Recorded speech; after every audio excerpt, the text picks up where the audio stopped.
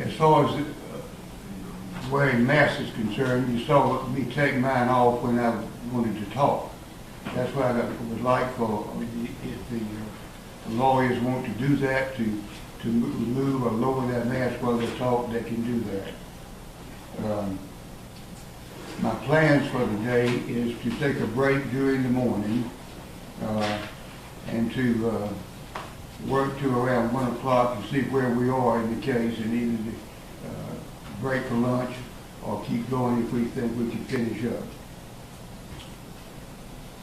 With that, I would like to call the calendar and get an announcement from the parties. State of Georgia versus Travis James Mcmichael being charged with felony murder and aggravated assault. Is the state ready to proceed? The state is ready, Your Honor. Is the defendant ready to proceed? Good morning, Your Honor. Jason Sheffield and Bob Rubin on behalf of Travis Mcmichael. We're ready to proceed. Thank you. State of Georgia versus Gregory Johns Mcmichael. Is the state ready to proceed? The state is ready, Your Honor. Defendant. Your Honor, Franklin Hogue and Laura Hogue representing Gregory Mcmichael.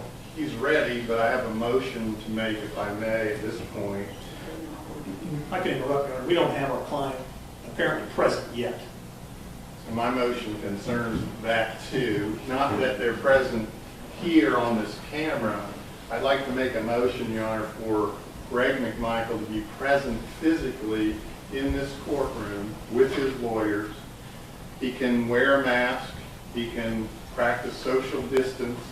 And in support of my motion to the court right now, I'd like to cite, first of all, the 6th Amendment to the U.S. Constitution, which grants Mr. Mcmichael the benefit of counsel and the right to confront those who are accusing him. The Georgia Constitution, Article 1, Section 1, paragraphs 12 and 14, which under our Constitution gives him the similar right. And finally, I'd like to cite the emergency order by the Supreme Court of Georgia, which entered in March of this year and extended now through June 12, 2020, says, to the extent feasible, courts should remain open to address essential functions. And in particular, courts should give priority to matters necessary to protect health, safety, and liberty of individuals. Essential functions are subject to interpretation. However, some matters that fall into the essential function category are, 1, where an immediate liberty or safety concern is present, requiring the attention of the court as soon as the court is available. As the court just announced, this hearing does concern the liberty of Greg Mcmichael. If the court were to bind over the warrants or dismiss the warrants, either one affects his liberty. So I move that Mr. Mcmichael, Greg Mcmichael, be present here in court physically with his lawyers. Your Honor, we would join that motion on behalf of Travis Mcmichael. All right. The Supreme Court of Georgia also said that video conferencing is desirable and to be used whenever feasible. That's what we're doing. The defendants are present in the jailhouse.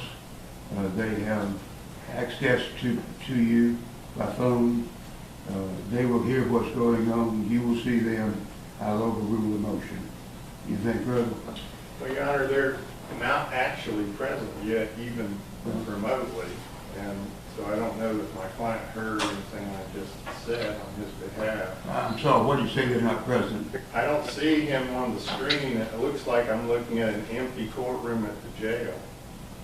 Well, can we get some information about that? Your Honor, if we could go ahead and sound my client's part of the case. All right.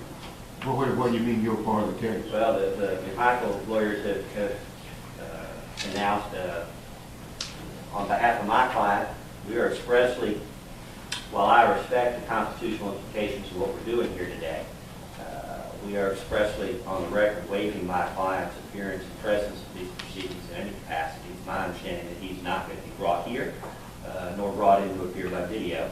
And make that clear, so there are any misunderstandings. I don't think there are, but we want to make that clear. We're determining, the sheriff is looking to see, I see the jail on my screen, I don't see them yet, so we'll wait till we see them. And when he is present there on the jail screen, I would like a moment to talk with him to let him know what I've done for him to try to get him here. When I made that argument a moment ago, did not realize. You don't need to tell him that now, you can tell him that later. Well, he wanted to be here. And Well, he's not going to be here. You tell him that later while he's not here. Your Honor, while we're waiting on the defendants to be brought to the courtroom, may we approach? Yes.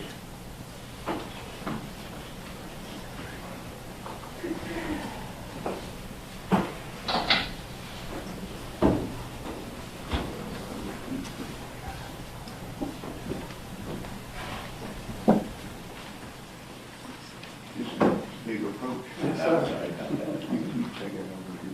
I will remind council that the mics are on.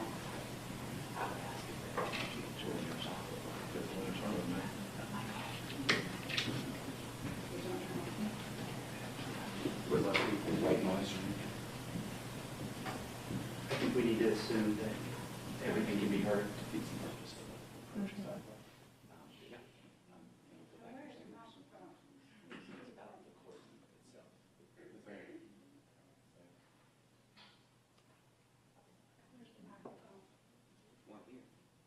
I want this off right now. I'm listening to them.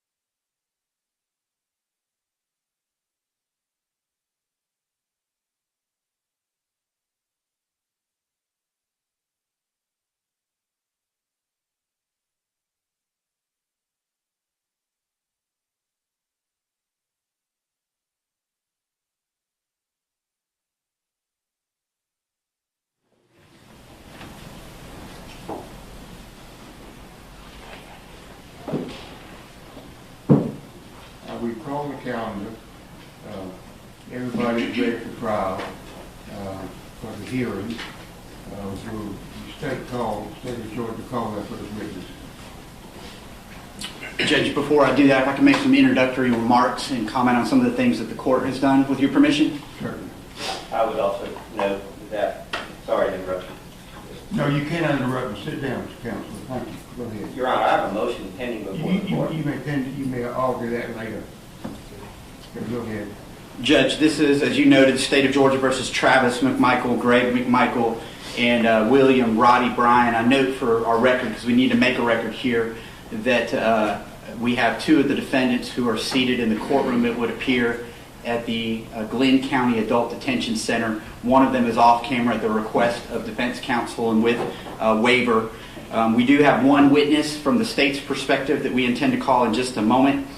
We are here from the Cobb County District Attorney's Office on behalf of District Attorney Joyette Holmes, who's seated behind us, and we are representing the state of Georgia based on the Attorney General Chris Carr's order that appointed us as the special prosecuting agency on the case. So I wanted to make a record as to who we are and why we're here. I am Jesse Evans, and I am the major crimes prosecutor for the Cobb County DA's office, and this is Linda Dunikoski, who's here with us today to handle this. As you noted, Judge, due to the statewide judicial emergency issued by the Supreme Court, we have followed the court's guidance and wore our masks into court today. We appreciate the fact that in order to make a record and for our court reporter to take things down, it might be necessary as we're speaking to remove those masks temporarily, as I've done now. And we appreciate the court understanding that that's sometimes required, even despite the Judicial Emergency Act, so that we can make a proper record in these proceedings that were requested by defense counsel and by the defendants in this case, not by the state. We have come here today for the purpose of the probable cause hearing, and this preliminary hearing we're prepared to go forward as the state has said. They are essentially challenging the probable cause for the issuance of certain arrest warrants for the defendants in this case. We have no objection to one of the defendants not being present virtually or in court due to the request of counsel and the fact that they've expressly set a waiver here. Though we acknowledge the fact that had they insisted on the presence, we could certainly have made accommodations so that he too could be remotely, for lack of a better term, zoomed in or Skyped in, whatever this technological system is. Today, though we're acting as the special prosecution in the case, we're here essentially on behalf of the citizens of Glenn County to talk about the fatal shooting of the February 23rd incident involving victim Ahmaud Arbery, who was chased, hunted down, and ultimately executed. We believe the evidence will show based on what's about to be presented to the court. That's our purpose for being here today. I will tell the court that yesterday during a status conference involving the lawyers, there was one of the defense attorneys for Defendant Bryant that articulated some speculation as to how this court might rule on some things, which was a little bit troubling from the state's perspective. Other than yesterday meeting face-to-face, that's the first opportunity we had to meet you, Judge, and we appreciate the professionalism that you've shown us and the courtesy that you've shown us here in Glenn County. But I did want to at least state for the record, since the record was silent yesterday, that we were concerned about that articulation. We don't know what the basis for that would be, but we're certainly ready to go forward at this point. We believe this court to be a reasonable court by all of our dealings with you to date. And we're prepared to call our witness and defend our probable cause for the issuance of these arrest warrants here. But I wanted to make those prefatory remarks and also articulate for the public that may be watching why it is that there might be times that we do not have our masks on. And it is important in these criminal matters that we make records and that we have court reporters take those things down. And sometimes it's easier to do that when the masks are temporarily removed. So I didn't want to be silent on that point in the face of the national and worldwide crisis that we're dealing with this pandemic. Thank you. With that, Judge, absent any other remarks from any other counsel at this point, we call Richard Dial from the Georgia Bureau of Investigations to the witness stand.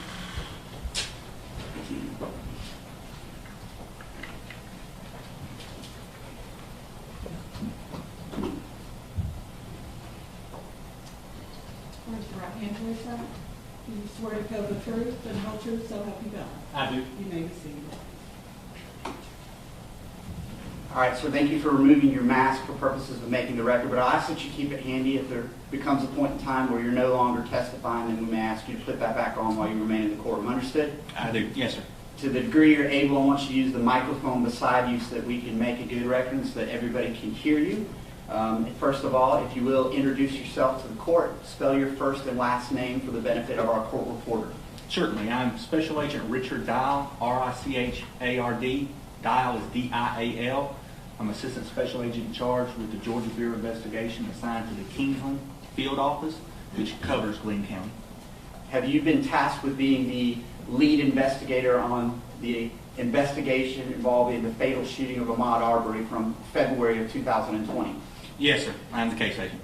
Before we get into the facts supporting your arrest warrants that were issued in this case, will you please articulate briefly a little bit about your background that allows you to serve as an investigator with the Georgia Bureau of Investigations? Certainly. I was hired as a narcotics agent with the Georgia Bureau of Investigation in 2001. I was subsequently promoted into a special agent position. I have been with the Georgia Bureau of Investigation that entire time, which is approximately 19 years. Throughout that time, approximately 17 years of that, I've been assigned to the Region 14 Field Office, where I've worked a variety of investigations. In this particular case, you're not the only agent working on the case from the Georgia Bureau of Investigations. Is that accurate? And that's correct. There was a team of agents assisting me in the investigation. And as we sit here now, can you confirm for the record and for the benefit of the judge that while arrest warrants have been issued, there are certain aspects of the case that continue to be under investigation? That's correct, sir. It's still an ongoing investigation.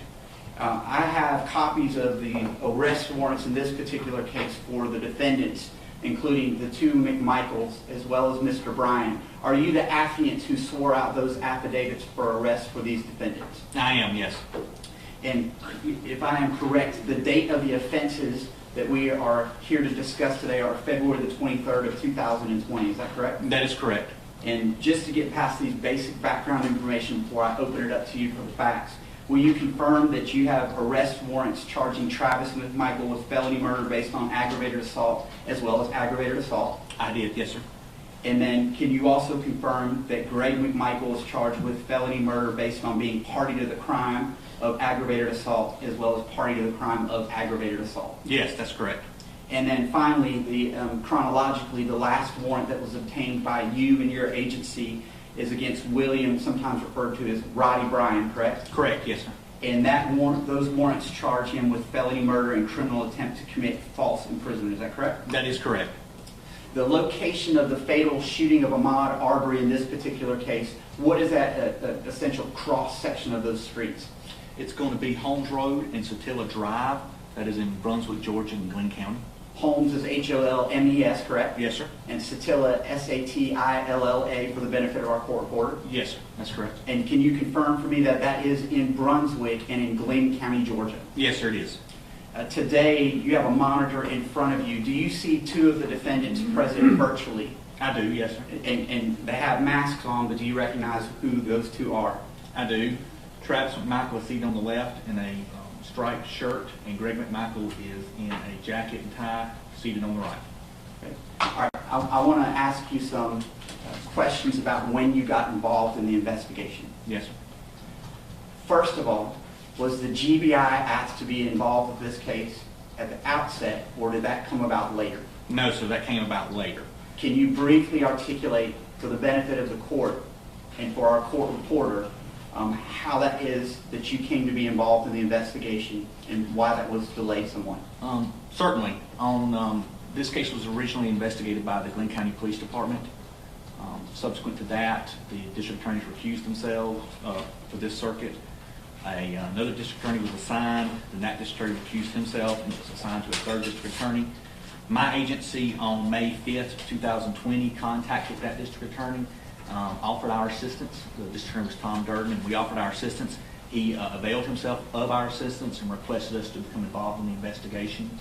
And then on May 6, 2020, I was contacted and assigned the investigation. All right. You've had an opportunity now to review Glenn County's initial response to the shooting, correct? I did, yes, sir. And I assume you've talked to witnesses and had your agents talk to witnesses in support of the arrest warrants that you obtained in this particular case. Yes, sir. briefly, I want to talk about the deceased victim in this case. Will you tell the court what his name was and a little bit about his background? Certainly. His name was Ahmaud Arbery. He was 25 years of age.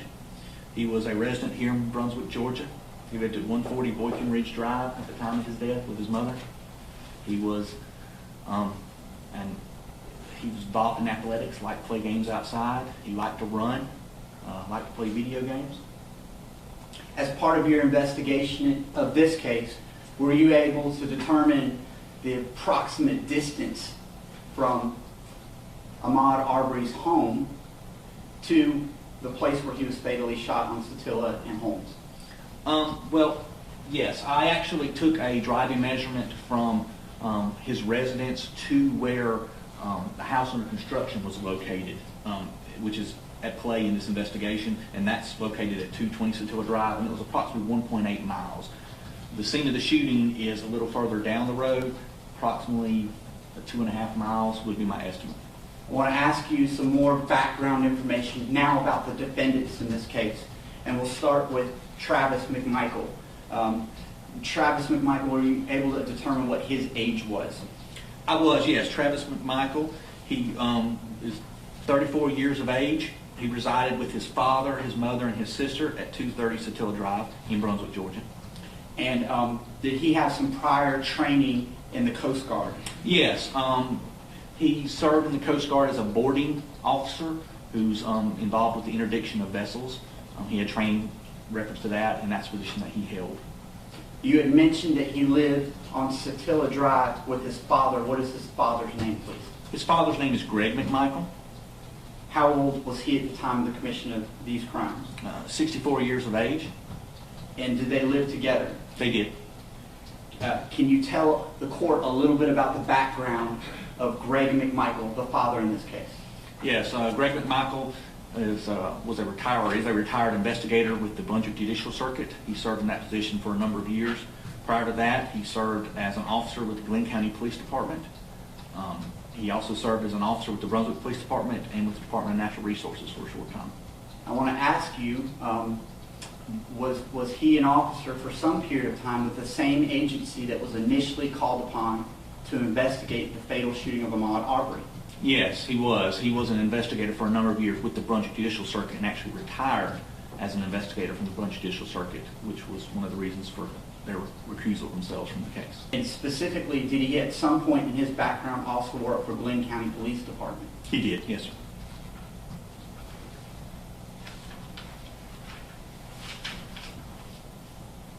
I want to turn our attention now to the third defendant, William Roddy Bryant, and ask a little bit about his background. Can you articulate for the court where he lived and a little bit about his age and his background?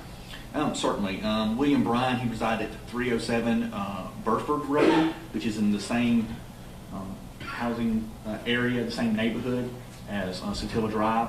He's 50 years of age. He was employed as a small engine mechanic at the time of this incident. Before I turn our attention to the actual date of the crimes in your arrest warrant, I want to talk about the Satilla Shores neighborhood. Are you familiar with it? I am, yes, sir. And you had already mentioned on your direct examination previously reference to a home that was under construction. Can you please explain to the court the significance of that home and where it was located? Yes, that residence is at 220 Satilla Drive. It belonged to a gentleman by the name of Larry English. It was a home under construction. I believe Greg Mcmichael, in one of the interviews, refers to it as a shell of a house. He was in the process of constructing this home. As you go into Satilla Shores neighborhood, you go down a short way and it's on the right. It's as you come in. This home is important in this investigation because the deceased victim in this investigation, Ahmaud Arbery, had been seen inside that home on security camera footage prior to the shooting incident. And on the day of the shooting incident, the neighbor had seen him inside of the home that's under construction and had called 911 prior to the rest of the events taking place. Focusing now on that home, you said that the home was under construction. Was it secured or unsecured at the time of the shooting? Unsecured. And when I say unsecured, describe for the court its state. The upper walls of the house and the windows were in the house. There are no interior walls, it's studs. We did have this from the security camera footage that shows the interior of the residence. There was no garage, or it does not appear to be there was any garage doors on the house, which is actually attached to the house. In the video, we couldn't tell if it had a front door or not, but it's very obvious that individuals were able to walk through there without being impeded in any way. In fact, have you found as part of your investigation other videos showing other people that walked through this unsecured residence at different times? Yes, sir. Besides Ahmaud Arbery, we have discovered video of at least 2 other groups of people that have been inside the residence with the interference construction. Was anyone living at that house at the time of this crime? No, it was going to be a vacation house that was under construction. There was a small trailer in the backyard, which was secured, but for when the owner, who resides in another county, would come and work on the house, he'd have a place to stay. But it's been under construction for quite a while. Okay. And to your knowledge, was anything ever taken from this house based on the video footage that you've seen? No, I think there were some kids in the neighborhood, I believe, took a couple pieces of wood from the house. But that was on video. But other than that, no. There's nothing I saw in the video, nor that Mr. English has told us during interviews he can say was taken from the house. And has the owner been interviewed by the Georgia Bureau of Investigation? Yes, he's been interviewed at least 2 separate times by 2 different agents in reference to this case. You had mentioned that Mr. Arbery was an avid runner. Is that accurate? It is. And have you talked to multiple people, you and your agency, who confirmed that running was one of the things that he did for Yes, very much. for health and for just his mental state? Yes, sir. He just enjoyed running, is what we're getting from numerous witnesses and the family, friends of his. In conversations with the homeowner of this house under construction, was there ever any discussion with him about water sources that might be there if somebody wanted to get a drink of water, say, during a run? I'm aware that the homeowner, Larry English, or through his attorney, has made statements concerning their speculation that there are water sources at the house, and that could be a reason for Mr. Arbery's entering the house. That is not captured on video, but I'm aware of that statements that they have made. On the date in question, now turning to February 23rd of 2020, you had talked about video. Is there multiple sources of video surveillance that's been reviewed from the Satilla Shores neighborhood from which we were able to piece together a timeline of what happened? Yes, sir. That's correct. Different locations, not just this house that you referenced. No, yeah, there's different locations. Neighbors and other sources of video we have that help show the events that occurred. All right, I now want to direct your attention to specifically February the 23rd of 2020, the date that is the subject of your arrest warrant for the 3 defendants in this case. Were you able, looking at all of the evidence and speaking to all of the witnesses, to piece together a chronology of how Ahmaud Arbery came to be shot at Satilla Shores? Yes, sir, I have. Would you briefly and succinctly articulate for the court what it is that you were able to piece together from your investigation in this case? Certainly. From the surveillance video across the street from the house that's under construction, you see Mr. Arbery coming up to the house, going directly into the house.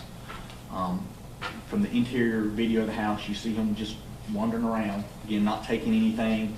He's just walking around, looking around inside the under construction building. The neighbor across the street, Mr. Albanez, you can see him on the video coming forward in their interview with him. He saw Mr. Arbery going in the house, so he calls 911. At that point, the call is dispatched, and during the call, it's actually logged as somebody's in the open construction site.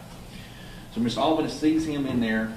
From the video, you can tell that Mr. Arbery comes out of the residence and goes running down the street. From the interviews conducted by Glenn County PD, and you can actually see it on the video, Mr. Greg Mcmichael was in his front yard.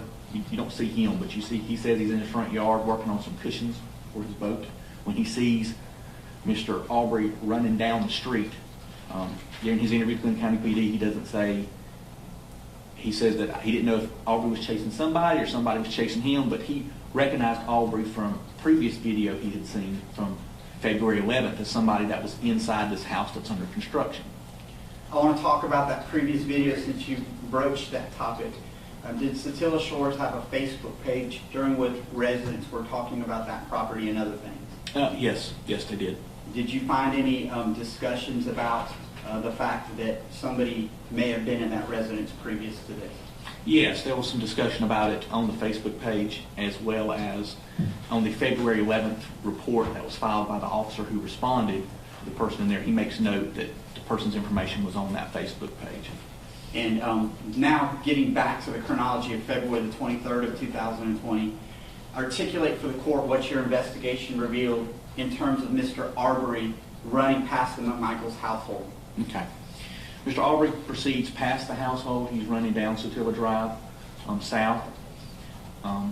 Greg McMichael goes inside, according to his statement and Travis McMichael's statement, tells Travis McMichael that the guy's running down the road. They both grab their weapons. Greg McMichael arms himself with a Smith & Wesson 686 .357 Magnum revolver. Travis McMichael arms himself with a Remington 870 pump 12-gauge shotgun. They then enter Travis McMichael's truck. Travis McMichael is driving. Greg McMichael is in the passenger seat. This is according to both their statements. Then on the video, you see them come out of the driveway and turn in the direction that Ahmaud Arbery was running. I want to pause there at this point. You had mentioned a previous 911 call involving the residence that was under construction, correct? Yes. Were either of the McMichaels the 911 caller for that initial call about the structure? No. The person that called was Matt Albanese. Neither Travis or Greg McMichael has called 911 at that point. And that's what I want to be clear on. So my follow-up question to you is, when the defendants, the McMichaels, armed themselves with this revolver and shotgun, did they make a 911 call before going after Mr. Arbery? No, sir, they did not. So there's no 911 call initially by them as they gave chase? That's correct. Can you describe the vehicle that the McMichaels were in? Yes, they were in a white Ford F-150 2019 model that belonged to Travis McMichael. Per statements of the defendants and video that you reviewed, can you articulate for the court whether there was any time in which the McMichaels were able to catch up to the deceased victim in this case? Yes, according to both their statements, and we have video of them, they caught up with Ahmaud Arbery as he was running. He actually runs down Satilla Drive. Satilla Drive takes a turn, but if you continue straight, it turns into Burford, which is the street where Mr. Bryant resides. They catch up to him. According to Travis and Greg McMichaels, they're giving commands to Ahmaud Arbery to stop. This is captured when this is going on. Mr. Bryant is outside of his residence, and he has a surveillance video camera that captures this shooting down his driveway. So you see Travis McMichael's truck and Ahmaud Arbery in his driveway, and according to Mr. Bryant's statement as well, he sees them trying to pursue Ahmaud Arbery. In the video, you actually see Ahmaud Arbery trying to get away. He's running backwards. The truck would move backwards, and he's moving forward. He's trying to escape at that point in the video. According to Mr. Bryant's statement, he does not know Travis McMichael. He has met Greg McMichael, but he didn't recognize Greg McMichael at that time because Greg McMichael was in the passenger seat of the truck. But he recognized the truck as a truck that's in the neighborhood. So then he yells, "Do you got him?" When you say he yells, "Do you got him?" who are you referring to? Brian is yelling to the person in the truck who he doesn't know. He doesn't get a response. Mr. Brian, his statement, then goes into his residence, gets the keys to his truck, comes out and cranks up his truck with the intention of assisting in the pursuit. So at that point, Roddy Bryant makes the decision to enter his residence, correct? Yes. Get his keys? Yes. And then what kind of vehicle does he get in to join the pursuit of Mr. Arbery, the deceased victim? He is in a 2018 Chevy Silverado, gray in color. At this point in time, based on our best evidence, has any 911 call been placed by either the McMichaels or the Bryant? No, none have. Can you describe as best you're able, I know it's a convoluted situation, we're going to get to a map in a second, but describe for the purpose of a record, the best you're able, the sequence of events thereafter as these two pickup trucks at Satilla Shores are chasing Mr. Arbery. Yes. Mr. Arbery continued heading down Burford Road away from Satilla Drive. Travis McMichael and Greg McMichael are following him. Again, Mr. Bryan is then getting his keys and getting his vehicle cranked. At one point, Mr. Arbery turns and goes back the way he was running in an attempt to avoid the McMichaels. Greg McMichael, who had been riding in the passenger seat of Travis McMichael's truck, he's actually sitting on a child's car seat at this point. He exits the vehicle with the intention of confronting Mr. Arbery. Mr. Arbery is running back down the road at this point. So according to Greg McMichael and Travis McMichael's statement, Greg McMichael comes back to Travis McMichael's truck and tells him, go back, back up, trying to encourage Travis McMichael to back the vehicle up and engage Mr. Arbery. At this time, Mr. Bryan is coming out of his driveway. His vehicle was actually backed in his driveway. So the front of his vehicle is facing the front of his driveway. So when he pulls out on the road, he sees Mr. Arbery coming, and he pulls his vehicle out in an attempt to block Mr. Arbery in. That's according to his statement, as well as Travis McMichael's statement. At that point, Travis McMichael makes a decision. He tells Greg McMichael, no, jump in, and his decision is to circle around Buford Road, because it circles around and actually becomes another road, Zellwood, but it circles around, and his intention is to get and cut off Mr. Arbery where Holmes Road cuts into Satilla Drive. And it's just wants to make a loop and cut him off from that way, if that makes sense. So Greg McMichael hops into the back bed of the truck because of the car seat situation, and they then go and start circling around the block pretty much to cut him off. At this time, like I said, Mr. Bryan has pulled his vehicle, blocking the road, trying to block Mr. Arbery, and Mr. Arbery goes around his bumper, his truck. According to Mr. Bryan's statement, he then pulls out on the road and makes several more attempts to try to block in Ahmaud Arbery, trying to detain him. I want to ask you a couple of questions before we leave this point. Yes, At this point, have the two trucks separated from each other? Yes, sir, they have. And you had mentioned Mr. Bryan's statement to you all. Did he talk about his attempts to sort of run Mr. Arbery off the road or push him off the road using his vehicle? Yes, he made several statements about trying to block him in and using his vehicle to try to stop him. His statement was that Mr. Arbery kept jumping out of the way and moving around the bumper and actually running down into the ditch in an attempt to avoid his truck.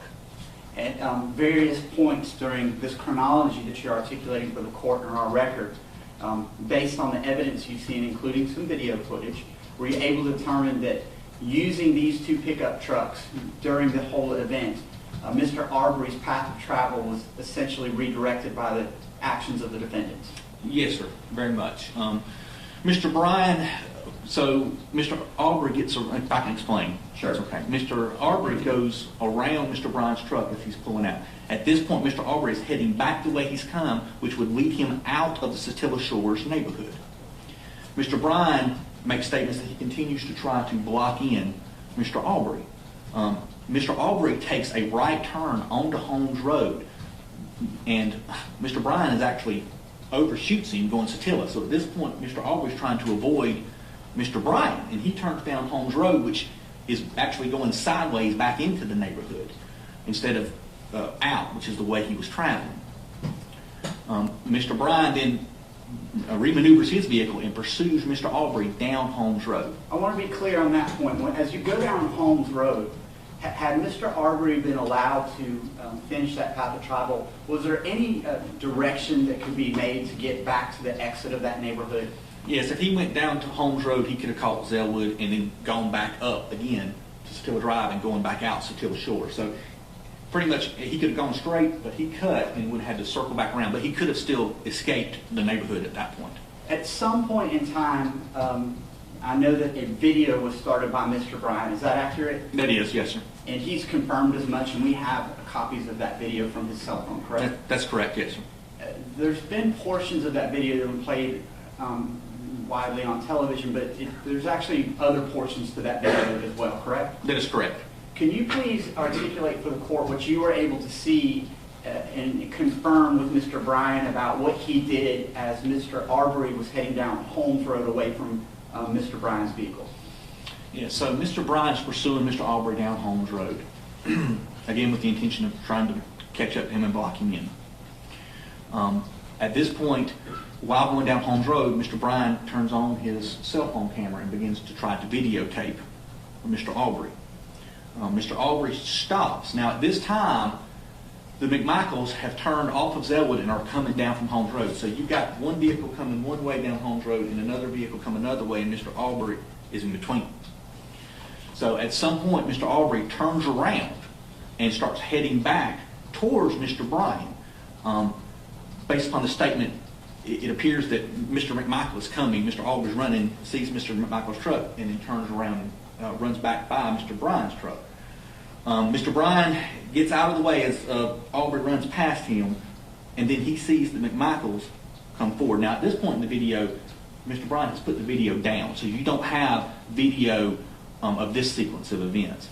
But this is according to Mr. Bryant's statement that Arbery runs past his truck, then the Bryants come past his, then the Mcmichaels come past his truck. Then Mr. Bryant pulls out and again goes back down in the direction of that Mr. Arbery had traveled. But before we leave this topic here, was any of this captured on the video before the phone was put down? Could you actually see Mr. Arbery trying to evade the truck? Yes, sir, you can. Okay. And did you see him turn around and try to get away from the truck before it turned around? I'm referring obviously to Mr. Bryant's truck. Yes, sir. And I know that you just said that the video was put down at some point and couldn't see, but were you able to capture any audio? Yes, you can hear the different gears changing in the engine, moving in the vehicle. Yes. All right. And then along this lines as well, during the portions of the interview where Mr. Bryant was interviewed both by Glenn County Police Department and members of the Georgia Bureau of Investigations, did he make any admissions to you that his vehicle had any contact with the deceased victim and any damage as a result therefrom? Yes. He indicated at one point that his vehicle had contact with the victim. His impression was that Mr. Arbery had been trying to open the driver's side door but did not got to the driver's side door. He made that statement initially. The Glenn County Police Department that day actually photographed the truck. You can see some palm prints, appear to be swipes on the rear driver's side door. His truck is a four-door truck, right? So there's some swipe marks and palm prints there. There is also white cotton fibers along the truck bed where the bed liner lips over the bed of the truck. There's a little bit of plastic in that bed liner. There is white cotton fibers along it, which Mr. Arbery, during this pursuit and incident, was wearing a white cotton shirt. There was also a dent directly below those white cotton fibers, and that dent we attributed to contact with Mr. Arbery because of its location. And did Mr. Bryant confirm during his interviews that the dent was actually as a result of the vehicle making contact with him? I believe that was his surmise. Okay. But I'm not 100% sure on that. Turning now to the situation we have involving the two pickup trucks. After Mr. Bryant turned around, can you confirm that both pickup trucks were essentially facing the same direction on Holmes? Yes, they were. Both. It was Mr. Arbery running back down Holmes towards the drive, Travis Mcmichael driving his truck directly behind Mr. Arbery, and then there was Mr. Bryant behind Travis McMichael's truck. At some point, Travis McMichael's truck gets ahead of Mr. Arbery. What happens when the McMichael's truck gets ahead of the victim? Their vehicle gets ahead of Mr. Arbery, then they stop their vehicle, and this is almost at the intersection of Satilla Drive and Holmes Road. They stop. Is this a public roadway? It is. Where is Mr. Bryant's vehicle located during this portion of the chase? Mr. Bryant's vehicle is behind Mr. Arbery. Mr. Arbery at this point is between Travis McMichael's vehicle and Mr. Bryant's vehicle. Is Mr. Bryant able to video any portion of what happens next? He is. Have you reviewed that video and do you have it? I do, and I have. Can you please describe the chronology of events after the McMichaels parked their vehicle in the middle of this public roadway as Mr. Arbery approached the back of that vehicle? Yes, I can. Mr. Bryant picks up the phone that's been videotaping the whole time and holds it up so you have a view. You see Mr. Arbery running down Holmes Road, going towards Satilla Drive. You see Travis McMichael's truck is parked in the road. Travis McMichael, the driver's side door is open. Travis McMichael is there. It is apparent to me he is holding a firearm. His arm is raised. It's in a pointed position at one point. Then then Mr. Arbery is running. He then apparently sees what Travis McMichael in front of him. Then he changes direction to go around the passenger side of the vehicle. Rather than going to the driver's side where you had seen Travis McMichael with the shotgun, he's now going to the opposite side of that truck that's parked in this public roadway. That's correct. He's going around the truck. What happened after that? Travis McMichael then moves from the driver's side, where he's actually standing. When you open the driver's side door, the door is at his back initially in the video, and he's got the shotgun. He then positions himself around the driver's side door towards the front of the truck. You see Mr. Arbery running alongside the passenger side, and again you see Travis McMichael has repositioned himself along the front of the truck. Mr. Arbery then comes up to a position, sees Travis McMichael, then makes a decision and turns and decides to engage Travis McMichael. What happens after that? As he turns and goes towards Travis McMichael, you hear a shot. Then you see Travis McMichael moving backwards with Mr. Arbery. Obviously, they were engaged in a physical confrontation at this point. They go off the screen. You then hear a second shot where you see blood and spray into the screen, a mist of it. Then they come back in to the view of the camera. There, Mr. Arbery is striking Travis McMichael. There's a struggle going on, and then you see a third shot occur. The firearm being lowered down like that. When you see after the third shot, you then see Mr. Arbery get past Travis McMichael and continue running down Holmes, almost right there at the intersection, and then he falls. You articulated 3 separate gunshots here, correct? Yes. Where was Greg McMichael at the time that this was going on? Greg McMichael was in the back of the pickup truck. When the situation began, he was on the phone. At this point, have they finally called 911? They have, yes. And was he armed at that time? He was. As the confrontation began, he drops the phone or puts the phone down and then pulls his weapon. And he has his weapon during the parts of the confrontation occurred. When you talk about his weapon, are you referring to the .357 revolver that you had articulated earlier during this hearing? I am. And of note, can you tell the court and make a record about any significance about that weapon, as even mentioned by Greg McMichael in terms of where he got it? Yes, that was the same 686 Smith & Wesson .357 Magnum revolver that he carried when he was an officer with the Glenn County Police Department, and it's stamped Glenn County GCPD. Did he articulate that he was a former law enforcement officer to Glenn County police officers when they arrived, and is that captured on body cam video? It is. He said it several times. And did he mention also several times that that was a gun that had been issued by Glenn County Police Department? He did. You mentioned 3 gunshot wounds in this particular case. Can you articulate for the court and the benefit of our record where those gunshot wounds were to Mr. Arbery's body? I can.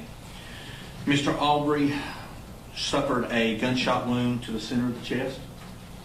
He also suffered a gunshot wound to the upper left chest around the armpit area here. Again, though, from the front to the back. He then suffered a shotgun wound to his right wrist. I want to talk about other things that were collected by Glenn County Police Department. And again, this was not your crime scene, in that you were asked to participate in this investigation later, correct? That's correct. You're aware, though, that certain items of evidence of significance were collected in this case by Glenn County Police Department? I am, yes, sir. How about the firearm? Yes. Well, Travis McMichael's firearm was collected by the Glenn County Police Department. And how many spent shell casings do we have from that shotgun? 3.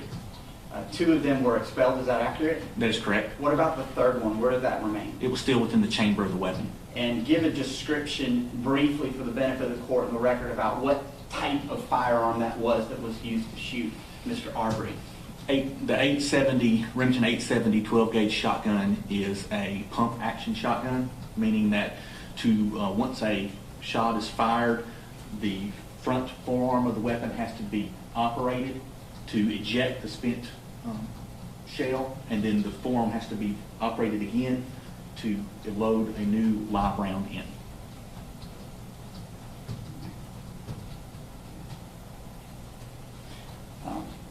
During Travis McMichael's interview with police, did he make any admissions about firing the fatal gunshots in this particular case? He did. He admitted firing the weapon 3 times. And the first shot that he articulated, where did he indicate to police that that shot landed? The chest, Mr. Arbery's chest. So the first shot that Travis McMichael said that was inflicted on Mr. Arbery was one of the chest wounds that you articulated here, correct? That is correct. And is there video evidence that you saw that tends to corroborate, based on your observation, that that is an accurate statement that the chest wound was, or at least one of the chest wounds was the first shot that was fired at the deceased victim, Mr. Arbery? Yes, sir, there is. Can you articulate to the court how that is that you're able to see that? After the first shot, again, you see a struggle between Travis McMichael and Mr. Arbery. During that struggle, Mr. Arbery, while he was wearing a white shirt during this incident, during that struggle, you see the front of his shirt is saturated with blood. He's already saturated with blood before the struggle that you can see on the video. Well, that's correct. During the struggle, it was mere seconds after the first shot, his front of his shirt is saturated with blood. Okay. Because this is somewhat of a complicated situation, just doing it orally, do you think it would be a benefit to the court and this judge, who's the finder of fact, to use a map to sort of describe the sequence of events as we're able to piece it together based on interviews and video that you've reviewed? I do, yes, sir. Judge, we had brought to court today a map, and I know this is not the ideal setting in terms of use of technology, because we are having to utilize the technology for the benefit of the defendants who are observing remotely. The defense also brought a map, and I think we have a joint agreement that we will tender one of those maps. It's a blow-up map as a demonstrative aid so that we can use this to help articulate the sequence of events. Is that an accurate statement? That's correct, John. Okay. We agree. I don't know anything about it, but we'll go along. So for our purposes today, I will tender this blow-up as a demonstrative aid as State's Exhibit number 1. We have a smaller version here in court that's very similar. And what I'll suggest to the court is that during a break, maybe we photograph or get a smaller digital photograph of this to make it part of our record. I understand that the defense might want to take this map with them when they leave, and the state has no objection to that, so long as we make a record about what the map looks like. Is everybody in agreement with that? Yes, John. I agree. Yes. We will grant that. So again, Judge, I know these are not the ideal circumstances, and we are truly appreciative of the court being accommodating to us as we try to navigate through this pandemic and the issues that we're facing here. But I think that during our test run, the best way we're able to do this will be the State's Exhibit number 1 that we'll send to the defense. If I situate this appropriately, I believe that everyone can see that on the video. Let's get confirmation by thumbs up or otherwise. Jesse, can you turn it this way a little bit? I can. Just trying to get the glare off of it. Yeah. Glare. Is that okay with you? I see glare on the corner, but otherwise, are you satisfied? We're satisfied. I'm going to hand you this pointer. If you please extend that, Agent Doc, and then I'm going to try to hold this. Describe what is depicted here for the benefit of Judge Harold. This is the Satilla Shores neighborhood. And then show generally the entrance into Satilla Shores that you had talked about. This is the entrance up here to Satilla Shores. And you had talked generally about a house under construction.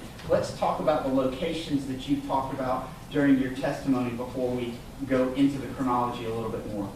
Certainly. Again, this is Tilla Drive. It comes down. This would be approximately the residence that was under construction. And that would belong to Mr. Larry English. This is marked as 230 Satilla Drive. This is Greg and Travis McMichael's residence where they resided. down Burford. It would be within this area here is William Bryan's residence along Burford. And then what about Holmes Drive? Do you see that depicted here as well? Yes, this is still a drive here. This is Holmes Road. The intersection, the shooting incident took place about here. Based on the chronology that you just described for the court, please show where Mr. Arbery would have initially entered this neighborhood. He would make this from up here, which is the entrance. Again, along Satilla Drive is where the house under construction is, and that's where you first see him. We have him on video. It's coming along Satilla Drive in this direction and coming into the house. Will you make sure that you speak up I'm really sorry. loudly, since our court reporter is now facing your back, and I trust you'll give me an indication if you can. Thank you, ma'am. I'm sorry. Yes, this is still a drive when you come in from the front. If you'll come here, this is the house that's under construction. We have video of Mr. Arbery as he's coming in this direction down Still Drive when he enters into the home that's under construction. I don't think we've explicitly covered times yet, but was this broad daylight? It was, yes. It was approximately 1 o'clock in the afternoon. Okay, so it's the afternoon. Yes, sir. And what about weather conditions? Sunny? Sunny, clear, yes, sir. Describe now the chronology based on the statements that you all have of the defendants and the video that you pieced together of where Ahmaud Arbery initially traveled and what transpired involving the 2 pickup trucks. Certainly. So, again, Mr. Arbery is inside the house that's under construction. The neighbor comes out, sees him. He is standing approximately here. He's the one that calls 911. Police are on their way. Yes, sir. Police are on their way. Let me ask you this. Did any police officers actually respond in such haste that they were able to hear anything? Yes, sir. The first responding officer, again, he is coming back down here. He then hears the gunshots, and he notes that in his body cam footage. Not to keep interrupting you, but if you will describe the path of travel of Mr. Arbery per statements and video. Certainly. Again, Mr. Arbery comes out of the residence under construction, then heads south along Satilla Drive. You see him on the video as he comes in this direction. This, again, is Greg Mcmichael and Travis McMichael's house. Greg McMichael's statement is that he goes in, tells Travis, they then grab their weapons. On the video, you see Travis, what appears to be Travis McMichael's truck, come out of the 230 Still Drive and go in this direction in pursuit of Mr. Arbery. According to their statements, Mr. Arbery then comes down Satilla Drive. He then goes onto Burford Road. Again, he comes by Mr. Bryan's house, which would be in this area here. There's video. He's going back and forth by Travis McMichael's truck at this point. Then, according to statements, Mr. Arbery goes down Buford. Travis McMichael is pursuing him down Buford. Before they get to the turn here, Mr. Arbery turns back and goes back north along Buford. This is when Greg McMichael gets out of his vehicle. In the meantime, Mr. Bryant has decided to go in pursuit himself. He has entered his truck. He sees Mr. Arbery coming down Buford. He pulls out in the roadway and attempts to block him in and stop him. Mr. Arbery goes around his truck. At this point, Mr. Bryant is in pursuit of Mr. Arbery, trying to stop him, trying to detain him. Travis McMichael has made the decision to, instead of going back this way, to go around Buford to when it turns into Zellwood here, and to come back along all the way up Zellwood and turn down Holmes Road. Mr. Travis McMichael's statement is to try to cut Mr. Arbery off. I want to pause and ask you some questions of what you just articulated for the court. There was a point in time, at least one, where Mr. Arbery's path of travel was redirected, correct? Yes, sir. And was it redirected in such a manner that had he continued straight, he would have been able to leave the Satilla Shores neighborhood? Yes, sir. And was Mr. Arbery ever able to leave this neighborhood based on the evidence that you have? No, sir. He was killed before he exited the neighborhood. You talked, based on my questioning, on direct about the 2 vehicles, the 2 pickup trucks in this neighborhood separating at one point. Describe in more detail the path of travel of both of the trucks after they separated, essentially. Certainly. Mr. Bryan, again, is headed generally north on Buford back towards Satilla Drive in pursuit of Mr. Arbery. Because that's the direction Mr. Arbery is going at this point, is back towards Satilla Drive, which is the way he has come into the neighborhood and he's going back the way he came. Of course, Travis McMichael, as I said, he is at this point on Buford, instead of going back in pursuit, he decides to loop around according to his statement and try to cut off Mr. Arbery by going down Holmes Road. Was Mr. Arbery redirected by Mr. Bryant's vehicle such that he could not make it straight out of the exit of this particular neighborhood? That's correct. Again, Mr. Bryant has stated that he tried to stop and detain Mr. Arbery several times. At one point, actually, Mr. Bryant goes on Satilla Drive. Mr. Arbery, being pursued by Mr. Bryant, turns down Holmes Road quickly to the point where Mr. Bryant has to turn around and then go down Holmes Road. So he's pursuing, Mr. Arbery's going down Holmes Road towards Zellwood. Mr. Bryant is coming behind Mr. Arbery on Holmes Road towards Zellwood, while Travis McMichael is turning off of Zellwood onto Holmes Road, coming back towards Mr. Arbery. Is this the point that you just articulated for the court earlier this morning, that the two vehicles were essentially facing each other, almost pinning Ahmaud Arbery in between the two? Yes. That's correct, yes. And describe, if you will, what happened next based on the video and the statements that you have that were obtained as part of this investigation. Yes. On Holmes Road, according to the video and the statements, Mr. Arbery turns and goes back towards Mr. Bryant. We do not know from the investigation at this point whether he saw Mr. McMichael's truck at this point, but that's a reasonable conclusion at this point. But he turns around, goes back towards Mr. Bryant, goes around Mr. Bryant's truck. Mr. Bryant then pulls off the road because Mr. Travis McMichael's truck is coming back towards Mr. Arbery. And Mr. Bryant then, after Travis McMichael's truck passes, gets back onto Holmes Road and proceeds back towards the intersection of Holmes Road and Still Drive in pursuit of Mr. Arbery and Travis McMichael's truck. Is this the point in time where both the vehicles are essentially facing the same direction? It is, yes. And this roadway, obviously we're just looking at a map here. You've been to it, correct? Yes, sir. Is it a wide roadway or is it fairly narrow? It's fairly narrow, yes. Why don't you describe, first of all, had Mr. Arbery been able to make it to the intersection here of Holmes, and I guess that's Satilla, had he made a right there, had he been able to make a right, where would he have been able to go? He would have gone up Satilla Drive and out of the neighborhood. And what's across from this neighborhood that you've given some testimony about before? There's Highway 17 is here, and across Highway 17 is the entrance into Mr. Arbery's neighborhood. It goes back into where he lives. His neighborhood's right across the highway. Yes, sir. All right. Now, we pick up here with some of the video that you've observed that Mr. Bryan took, correct? Yes, sir. Describe where generally the sequence of events occurred in terms of the fatal shooting of Mr. Arbery on Holmes Drive. So, Travis McMichael at some point has gotten in front of Mr. Arbery. He actually stops right about here near the intersection of Holmes Road and Satilla Drive. That's where he stops his vehicle. It is facing towards the intersection of Satilla Drive with the rear of the vehicle facing back down Holmes Road. Mr. Bryan, from the video, is coming down Holmes Road. Mr. Arbery is between the two trucks. He's trapped in between the two? Yes, sir. Okay. Mr. Bryan, then you see there's a slight curve in the vehicle, which would be approximately this curve here. Mr. Arbery is coming towards Mr. McMichael's truck. Mr. McMichael is outside of the driver's side of the truck, armed with the shotgun at this point. Mr. Arbery then comes, sees Mr. McMichael, changes and goes around the passenger side of the vehicle, not towards Travis McMichael, but around it.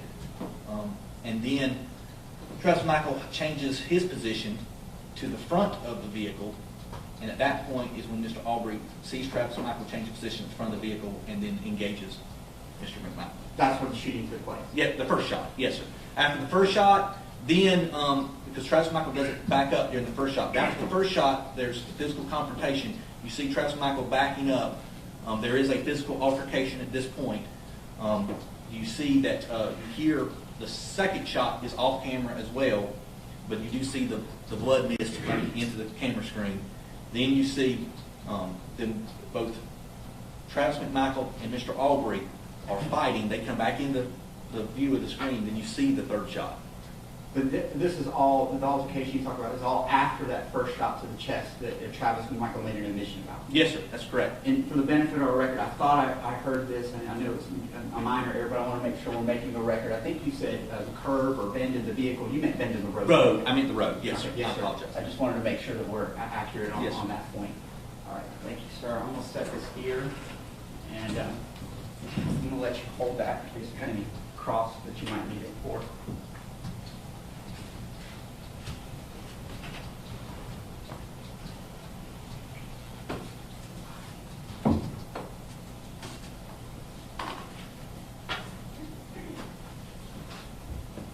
during the investigation of this case, you're aware of the cause and manner of death as determined by the Georgia Bureau of Investigation's Medical Examiner's Office, correct? I am. And can you please articulate for the benefit of the court and our record cause and manner of death?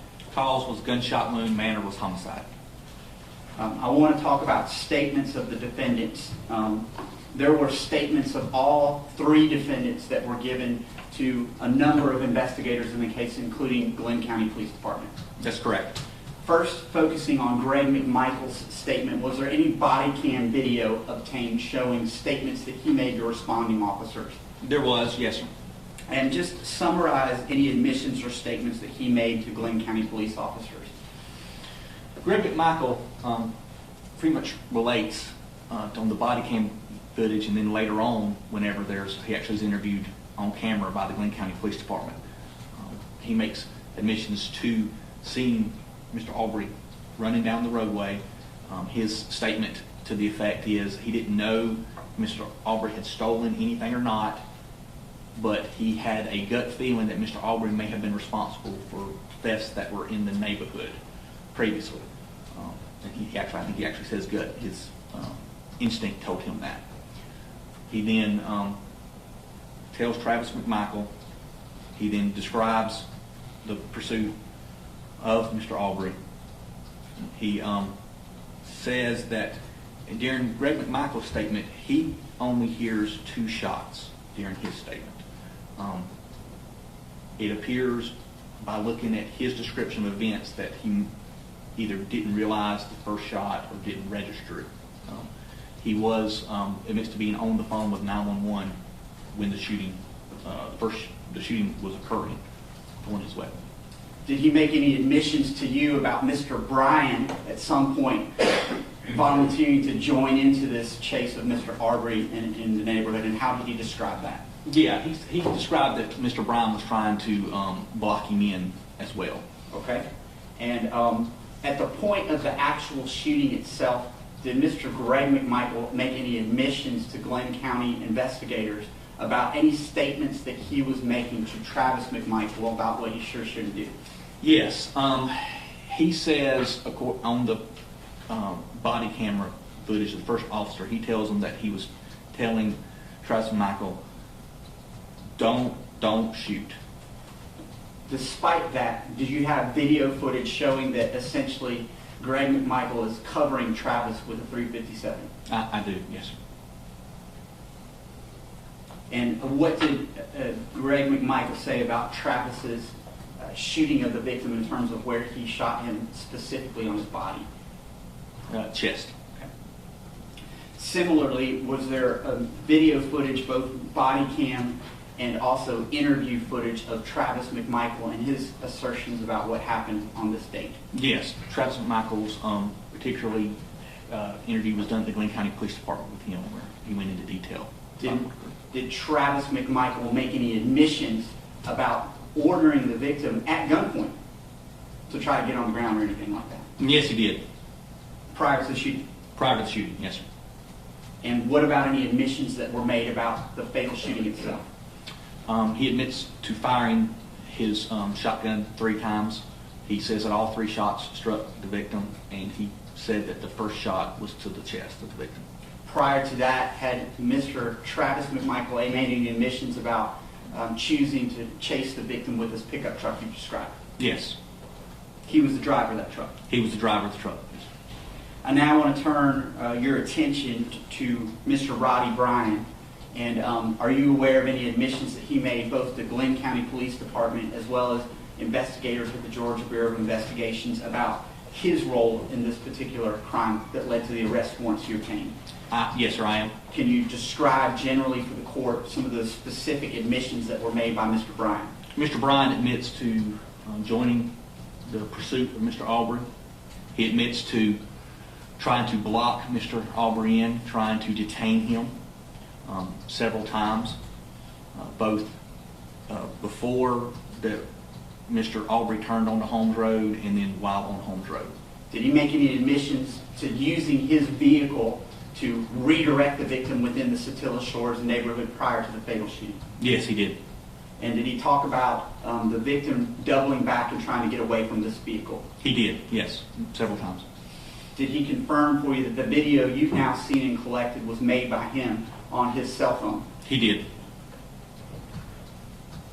Did he also confirm, he being Mr. Bryan, that he saw Travis stopped in the middle of the roadway as Mr. Bryan was driving after Mr. Arbery, leading to the fatal shooting? He did.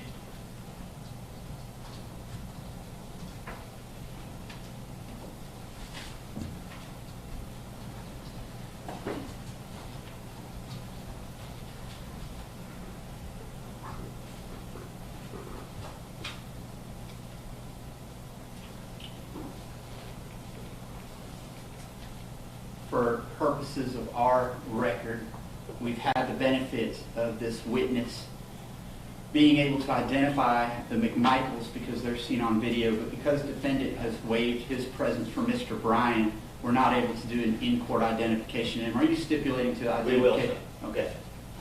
So for our record, I'll ask the court to accept that stipulation that Mr. Bryan, though not present for this particular hearing, has been identified had this witness been able to be asked about that particular issue. All right, I would accept that. Thank you, sir. The last thing that I think I need to talk to you about, well, the last couple things, this is going to involve an uncomfortable conversation, and you and I have talked about this a couple of times. Is that correct? Yes, sir, we have. You know that I want to ask you about a particular quote that Travis Mcmichael stated on the crime scene that was overheard by one of the defendants and shared with investigators prior to police arriving, correct? That's correct, yes, sir. And though this may be an uncomfortable conversation for the benefit of the court and for the record, we're making it clear that this is not your quote, it's not the GBI's quote. This is a quote from a statement of Mr. Bryan as to what he heard Travis Mcmichael say prior to police arriving, correct? Very much so, yes, sir. Understanding that and understanding that it might be a little uncomfortable to talk about the words because it involves a curse word and something else, I need to ask you about that quote. Can you please articulate for the court what Mr. Bryan said he heard Travis Mcmichael say prior to police arriving and after the fatal shooting? Yes, Mr. Bryan said that after the shooting took place, before police arrival, while Mr.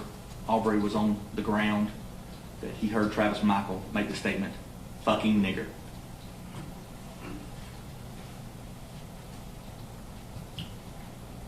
Since becoming involved in this investigation, you've acquired a number of other videos that have been reviewed, is that right? Yes, sir, that's correct. And I want to ask you, because we're talking about principles involving party of the crime and things like that, have you also had an opportunity, you and your agency, to review any jail recordings? We have, yes, sir. So I want to ask a couple of things regarding the jail recordings and also about conversations between the defendants prior to the arrest. Was there a delay before you were involved in the case and able to secure the arrest warrants that are the subject of this preliminary hearing? There was, yes, sir.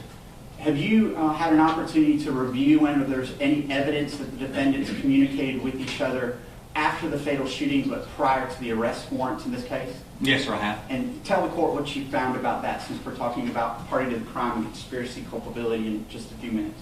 Yes, we have uncovered evidence through statements that Greg Mcmichael had conversation with Mr. Bryant concerning the video and the incident. Okay. And specifically, have you acquired a jail call where any of the Mcmichaels refer to Mr. Bryant in a favorable way? I have. During a jail call that my agency obtained and reviewed, Greg Mcmichael was on the phone with a caller. The caller asked him about Mr. Bryant. At first, Mr. Mcmichael says he can't talk about it, and then he says that Mr. Bryant is an ally. He uses the term ally referencing his co-defendant, Mr. Bryant. He does. This is after the Mcmichael's arrest, but prior to Mr. Bryant's arrest? That's correct. Just a moment. I think that's all I have at this time, Judge. All right. Have the defendants made any decision about the order of cross-examination? Yes, Your Honor. Would you, I will begin. all right, would you proceed to cross-examine? Judge, if we could take a brief recess, I do need to speak with All right. my client, and I need to talk about talk to her and take a 15-minute break. Thank you, Judge. All rise.